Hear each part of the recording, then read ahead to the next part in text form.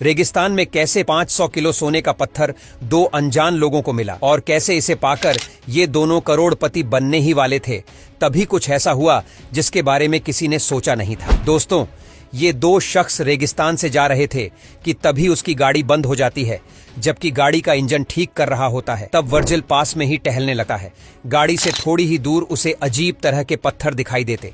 जब वो उनके पास जाकर देखता है तो उसे ये पत्थर असल में पत्थर ना होकर सोना है, ये समझ में आता है। इसके बाद दोनों उस जगह सोने के पत्थर को बाहर निकालने के लिए वहां खुदाई करते, लेकिन वो सोने का पत्थर काफी बड़ा होता है और साथ ही जमीन के काफी अंदर तक धंसा होता है। इस वजह से काफी मेहनत करने के बाद भी दोनों उसे हिला तक नहीं पाए। फिर दोनों उस पत्थर को रस्सी की मदद से गाड़ी के साथ बांध देते हैं और उसे बाहर निकालने की कोशिश करते, लेकिन यह तरकीब भी फेल हो जाती है। उन्हें यही काम करते करते शाम हो जाती है। केट वर्जिल को बताता है कि इस एरिया में जंगली कुत्तों का खतरा है। इस वजह से दोनों आग जलाने के लिए लकड़ियां इकट्ठा करते हैं। दोनों आग लगाते और बैठकर सोचने लगते कि कैसे अचानक उनकी किस्मत बदल गई। वर्जिल को कहता है कि इस सोने को निकालने के लिए हमें शहर जाकर बड़ी बड़ी मशीनें लानी होगी। इसलिए अगली सुबह वर्जिल किट को वहां रुकने के लिए जरूरत की सभी चीजें देता है, जिसमें एक सैटेलाइट फोन भी होता है, और फिर वहां से चला जाता है। जाते वक्त वो बताता है कि उसे खुदाई मशीन वापस लेकर आने में शायद 5 दिन लग सकते हैं। किट के जाने के बाद वर्जिल टेंट को एक पेड़ से बांधकर रहने का इंतजाम करता है। इसके बाद वो जाकर रात के लिए लकड़ी लेकर आता है। रात होने के बाद वो खाना खा लेता है, लेकिन तभी उसे जंगली कुत्तों के चिल्लाने की आवाज आती है। इसी वजह से वह अपने हाथ में एक चाकू लेकर बैठ जाता है। सुबह जब उसकी आंख खुलती है तो वह काफी थका हुआ महसूस कर रहा था। वह अपना पेट साफ करने जाता है, लेकिन तशरीफ धोने के लिए पानी कम है। यह सोच ही रहा होता है कि तभी उसका फोन बजता है। वह तशरीफ धोए बिना ही फोन उठाने चला जाता है, लेकिन इससे पहले कि वो फोन उठा पाए फोन कट जाता है। हताश वर्जिल मन बहलाने के लिए इधर उधर टहलने लगता है कि तभी उसे थोड़ी दूर पुराने हवाई जहाज के अवशेष दिखाई देते हैं। वो उसे शेल्टर के तौर पर इस्तेमाल करने के बारे में सोचता है, लेकिन सोना जिस जगह था वो जगह वहां से काफी दूर होने की वजह से वो उस प्लेन के कुछ पार्ट्स अपने टेंट के पास लेकर जाता है। फिर वो सोने के पास बैठता है और खुद से ही बातें करने लगता है। वह एक पत्थर की मदद से सोने के एक छोटे लेकिन भारी टुकड़े को तोड़ता है। तभी उसे केट का कॉल आता है। केट उसे बताता है कि गाड़ी के इंजन में थोड़ी गड़बड़ी आ गई है, इस वजह से उसे खुदाई की मशीन लाने में थोड़ी देरी हो सकती है। वर्जिल केट को बताता है कि उसे सोने के एक हिस्से को तोड़ने में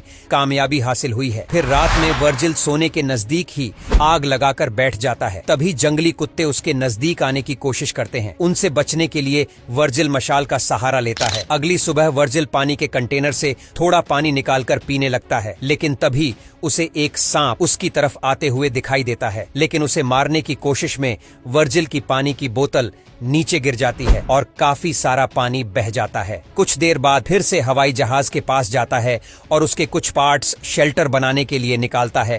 उसी वक्त उसे कोई अजनबी उसकी दिशा में आते हुए दिखाई देता है। वह उसे छुपने के लिए विमान के अंदर घुस जाता है, लेकिन वह अजनबी हवाई जहाज के नजदीक आता है और वर्जिल को वहां से बाहर निकालने के लिए कहता है। पता चलता है कि अजनबी एक औरत है। वह वर्जिल से यहाँ आने की वजह पूछती है, लेकिन वर्जिल कोई जवाब नहीं देता। वो औरत वर्जिल को पानी और खाना देने की कोशिश करती है, लेकिन वर्जिल उससे कुछ भी लेने से इनकार करता है। उस औरत को वर्जिल का बर्ताव काफी अजीब लग रहा था। वह कहती है कि वर्जिल जरूर उससे कुछ छुपा रहा है। वह वर्जिल को सवाल पर सवाल पूछने लगती है। वर्जिल उससे परेशान होकर वहां से उठकर जाने लगता है और उसे उसके कामों में दखल न देने के लिए कहता है। उसी बीच उस औरत को वर्जिल का शेल्टर दिखाई देता है। वह उसके शेल्टर को तोड़ने लगती है और उसे वहां से जाने के लिए कहती है। वर्जिल को उसकी इस हरकत से बहुत गुस्सा आता है और वह उसे वहीं पर जान से मार डालता है और उसके शरीर को पास ही दफना देता है। लेकिन कुछ देर बाद एक जंगली कुत्ता उस औरत के शरीर को गड्ढे से निकालकर खाता हुआ नजर आता है। वर्जिल वहां से भागता है और औरत के शरीर को वहां से घसीटकर थोड़ा दूर लेकर जाता है। फिर वह उसके शरीर को जला देता है। अगली सुबह फोन की आवाज से उसकी आंख खुलती है। केट उसे कहता है कि उसे खुदाई मशीन मिल चुकी है, लेकिन उस मशीन का वजन ज्यादा होने की वजह से उसे आने में थोड़ा वक्त लगेगा। वर्जिल ये सुनकर रोने लगता है। तभी केट उसका हौसला बढ़ाता है और कुछ वक्त के लिए इंतजार करने के लिए कहता है। वर्जिल को उसके पास से एक ट्रक जाते हुए दिखाई देता है, लेकिन सोने की लालच उसे वहां से जाने की अनुमति नहीं दे रहा था। वो रात के लिए कुछ लकड़ी इकट्ठा करता है तभी उसे रेत का तूफान उसकी तरफ आता हुआ दिखाई देता है। वह उससे बचने के लिए अपने शेल्टर की तरफ भागने की कोशिश करता है, लेकिन तभी उसके शेल्टर के पार्ट्स भी हवा में उड़ने लगते हैं और एक पेड़ की टहनी सीधे आकर उसके पेट को निशाना बनाती है। कुछ देर बाद तूफान शांत हो जाता है। जब वर्जिल की आंख खुलती है तो वह खुद को रेत के ढेर में दबा पाता है। पेड़ की टहनी उसके पेट के अंदर घुसी हुई थी। लालच उसके ऊपर इतनी बुरी तरह से सवार है कि वो अपने पेट पर लगी टहनी के दर्द को भूल सोने के पत्थर की जगह ढूंढने लगता है। मिट्टी में थोड़ी देर छानने के बाद उसे वो पत्थर मिल जाता है। इसके बाद वर्जिल अपने पेट से टहनी को निकालता है। इसके बाद वो कैन के ढक्कन को गर्म कर उससे अपने घाव को जलाकर ठीक करने की कोशिश करता है।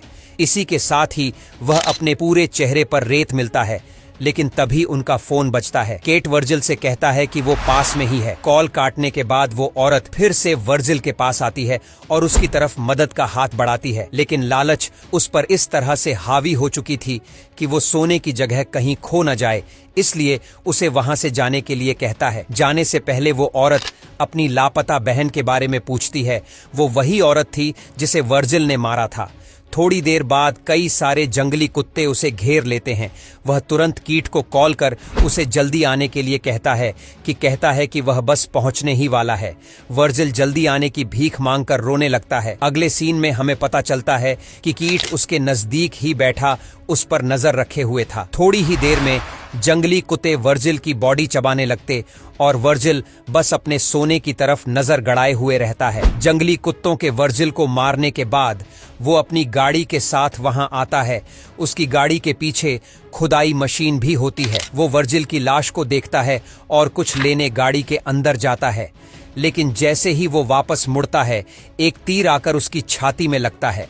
मरने से पहले उसे किसने मारा यह देखने की कोशिश करता है, लेकिन उसे वहां कोई दिखाई नहीं देता। यह तीर उसी औरत ने चलाया था जो अपनी बहन को ढूंढते हुए वर्जिल के पास आई थी। उसे वर्जिल की हरकतें देखकर उस पर शक हो गया था और वह दूर से उसी पर नजर रख रही थी। इसी से उसको वहां गड़े सोने के बारे में भी पता चल गया और उसने मौका देखकर आखिरी समय में केट को उसके कर्मों की सजा दे दी और वर्जिल ने सोने के लालच में उस निर्दोष को भी मार दिया था।